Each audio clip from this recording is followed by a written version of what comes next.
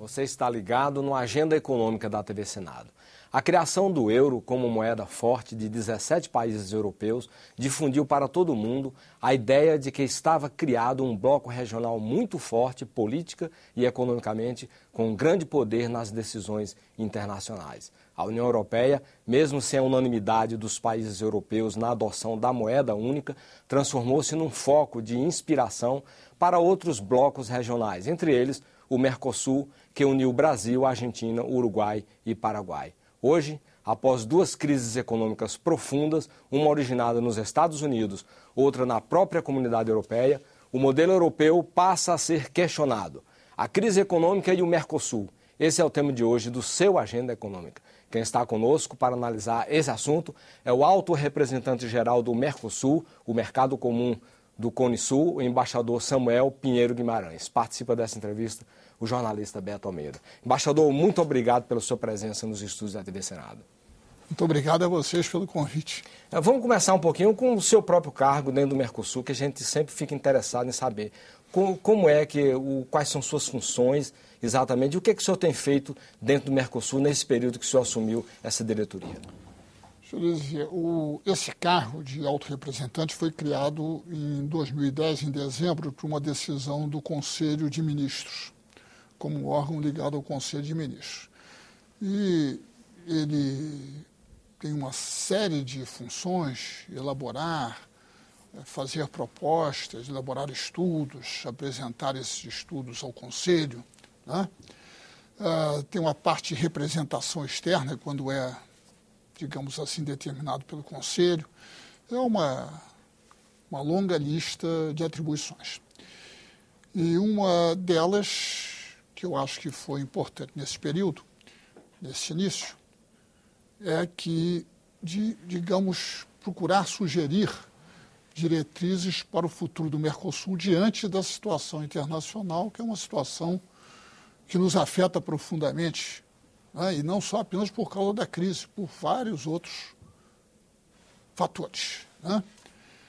E então nós nos dedicamos a isso, estamos terminando um trabalho sobre esse tema e eu acho que talvez fosse interessante mencionar, digamos, um pouco, digamos, a visão, né?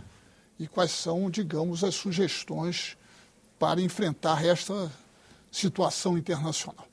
O senhor já tem esse trabalho elaborado? As linhas já estão? As linhas já estão prontas, né? Como é que o Mercosul pode diante disso, proteger-se? Né? Porque nós não podemos pensar no Mercosul fora de uma situação internacional, né? Também não podemos pensar o Brasil fora do Mercosul, nem fora da América do Sul, né? Então, digamos, primeiro, uma avaliação da situação internacional, que eu acho importante. A primeira delas é de que a crise econômica do capitalismo, né, ela está nos países tradicionais, no Japão, nos Estados Unidos e na União Europeia. Ela não está no novo grande país capitalista, que é a China, do ponto de vista econômico, né? Não está, muito pelo contrário. A China tem crescido a taxas, na média, 10% desde 79, já se tornou a segunda maior potência econômica do mundo, maior potência exportadora, e tudo isso tem um impacto sobre nós que depois eu poderia mencionar. O segundo tema é que, digamos,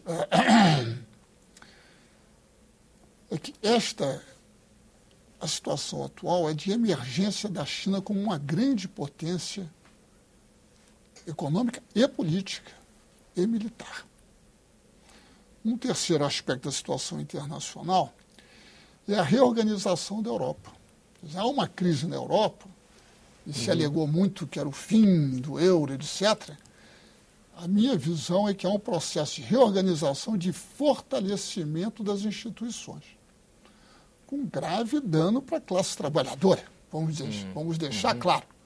Mas do ponto de vista da liderança alemã, que se afirmou, né?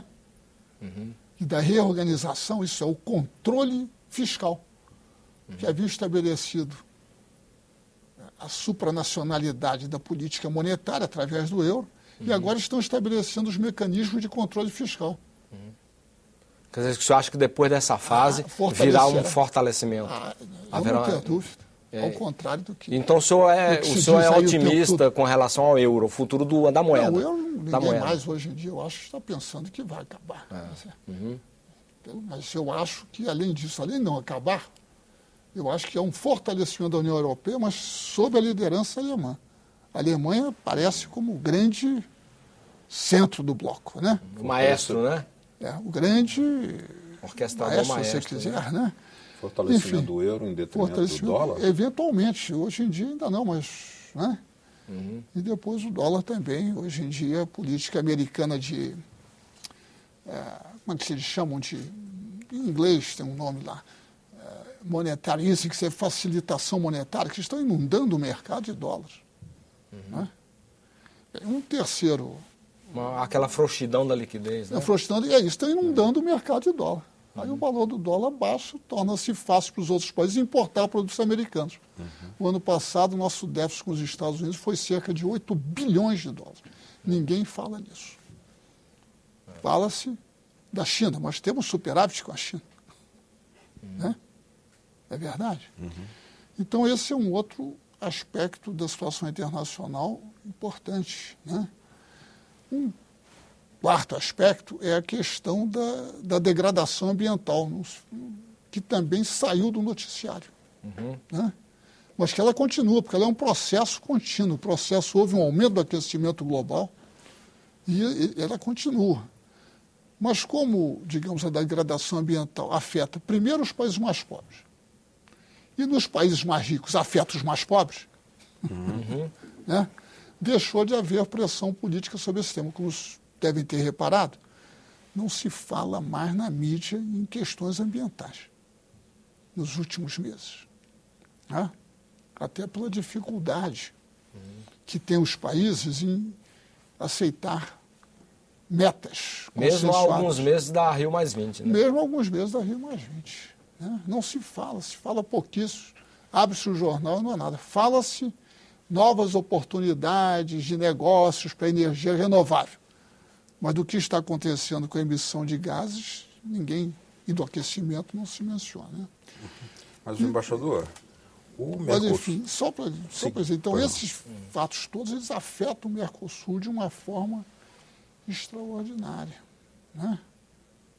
Além do problema da transformação tecnológica. A transformação tecnológica é algo que tem um impacto enorme nos países. Né? Embaixador, o Mercosul tem seus mecanismos, né? Um deles é aquele que está por detrás do acordo tarifário, né? Tem uma linha econômica central de funcionamento do Mercosul. Mas como é que funciona exatamente essa tarifa externa comum e se esses mecanismos terão que ser atualizados face a esse panorama de crise internacional? Eu acho que vão ter que ser atualizados urgentemente. Como é que ele funciona hoje? Hoje em dia, há uma tarifa externa comum que os países não podem modificar de forma autônoma. É necessário que haja, porque ela é comum. Né? O mercado é comum, então a tarifa externa é comum. É a maneira de você lidar com os outros países que não fazem parte do bloco. A tarifa externa comum é o mecanismo pelo qual se dá preferência às empresas de dentro do bloco, em resumo. Né? Porque as protege das empresas que estão fora do bloco. Claro que as empresas estrangeiras que têm investimentos dentro do bloco se beneficiam dela. Não se beneficiam as que estão fora. Né? Então, o Mercosul, que era uma união aduaneira dentro de um esquema neoliberal, basta lembrar o nome de quem patrocinou o Mercosul. Presidente Fernando Collor de Mello, presidente Carlos Saúl Menem, presidente Lacage e o presidente Rodrigues do Paraguai. Aquela era a época do neoliberalismo do consenso de Washington, 91, depois da primeira vitória dos Estados Unidos no Iraque. Nova ordem mundial. Né? Então, a ideia toda do presidente Collor na época da inserção competitiva. E o Mercosul era um instrumento para promover essa inserção. E numa primeira etapa para, digamos, forçar para baixo as tarifas dos países. Né? E depois, mais tarde, dentro daquela teoria do regionalismo aberto, assinar acordos de comércio com outros blocos, o que desfaria o Mercosul. Né? Como, aliás, é uma questão lógica. Na medida em que se assina acordos de livre comércio, que as tarifas vão a zero, com um determinado país ou bloco de países, se fica zero para todo mundo, aquela preferência inicial deixa de existir. Faz sentido, né? É como no casamento aberto. No casamento aberto, o casamento é o quê? É uma preferência. Né? É a preferência que um cônjuge dá ao outro. Na hora que se proclama o casamento aberto, não há mais preferência. Agora, hoje, como é que está o Mercosul hoje, né, com relação a isso? Como é que o senhor situa? Em que estágio nós estamos? O que ocorre é que houve, apesar desse objetivo inicial, houve um processo de transformação do Mercosul com o tempo, principalmente nos últimos 8 anos. 9. Né? A partir de 2003. Né? Porque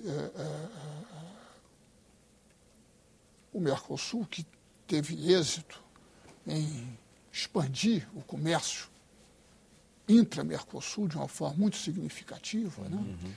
Mas nesses últimos anos, e até mesmo já um pouco diante, diversos outros setores da sociedade passaram a se interessar pelo Mercosul. Até como forma, às vezes, de pressionar seus próprios governos. Né? Então surgiram uma série de iniciativas. A mais importante delas, na minha opinião, é a que chama-se do Fundo de Convergência Estrutural do Mercosul. Porque uma característica do Mercosul, para retomar aqui a questão do trabalho, examinado o mundo, vamos ver o que é o Mercosul. Né? Então, a característica fundamental do Mercosul são as assimetrias entre os países membros. Fácil de ver, né? Claro. Território, população e produto. Então, as assimetrias, as diferenças são muito grandes. Né? Então, isso gera tensões. Então, é necessário que os países maiores, isto é, o Brasil e a Argentina, e que fizeram através desse fundo, colaborem na construção da infraestrutura dos países menores, do Paraguai e do Uruguai. Isso tem funcionado? Tem funcionado de forma muito Quanto efetiva. às inversões? O carteira de projetos é superior a $1 bilhão e não são empréstimos. A diferença entre esse fundo e, digamos, até o futuro Banco do Sul, o Banco do Sul dará empréstimos que têm que ser reembolsados. São reembolsados, né? São pagos. No FOSEM, não. No FOSEM, o país apresenta um projeto, na área de infraestrutura principalmente. O país tem que arcar com 15% do custo do projeto, mas 85% vem do fundo. Como é que são as contribuições do fundo? O Brasil entra com 70%, o Uruguai com 2%, o Paraguai com 1% e a Argentina com 27%. A gente pode dizer que o voto popular mudou a natureza um pouco do Mercosul? Eu acho que sim. Hoje, uma das características do Mercosul é que todos os seus governos são governos radicalmente diferentes daqueles governos que criaram o Mercosul. Radicalmente, basta lembrar os nomes. A presidenta Dilma Rousseff, ex-guerrilheira. Presidente Mujica, ex-guerrilheiro, 10 anos de prisão. Vários anos de solitária, né? Vários 10 anos. Né? Incomunicável. Incomunicável. O presidente Lugo, também um sacerdote progressista. Né? E um índio, bem, agora é o caso da Bolívia, que não é. É um integrante, mas, digamos, né? Não é. É Cristina. E a Cristina Kirchner, né, na minha opinião, digamos que faz um extraordinário governo. A prova disso é a aprovação popular. Nenhum governo, depois de 4 anos, tem índices de aprovação popular elevados se nada fez pelo povo. Isso não é possível. Basta, aliás, ver os índices de aprovação popular daqueles governos que eram antipopulares no final do seu governo. Os índices são baixíssimos. Né? Mesmo ela tendo enfrentado a questão da democratização da mídia. Né? Mas certamente, eu acho que até por isso. Embaixador, fala um pouquinho da organização do Mercosul. Como é que ele está organizado de forma a atuar operacionalmente? Deixa eu lhe dizer, o Mercosul é uma entidade intergovernamental. Ela não é uma entidade supranacional, como é o caso da União Europeia. A União Europeia tem, em Bruxelas, mais de 30 mil funcionários. O Mercosul tem 30. Não 30 mil, 30. Não, isso é para dizer a diferença. A União Europeia, através da sua comissão e dessa estrutura burocrática, ela elabora legislação nos mais diferentes campos. Transporte, ciência e tecnologia, que eventualmente são aprovadas e se tornam a chamada legislação comunitária. No caso do Mercosul, não? Não há. É um sistema intergovernamental. Então, os países podem fazer acordos entre si. Né? Mas a própria secretaria é muito pequena. Né? Então, ao ser intergovernamental, o sucesso do Mercosul depende diretamente dos governos. Então, o Mercosul não é uma entidade separada dos governos. São os governos que fazem o Mercosul. Né? Eles é que fazem com que o Mercosul tenha ou não êxito. Né? Como foi o caso do FOSEM. Os governos criaram o FOSEM. Né? Ele não estava no início. Né? Não estava no início. Né? E foi algo de extrema importância. Os déficits entre os países do Mercosul e a proposta de criação da ALCA no próximo bloco. Aguarde.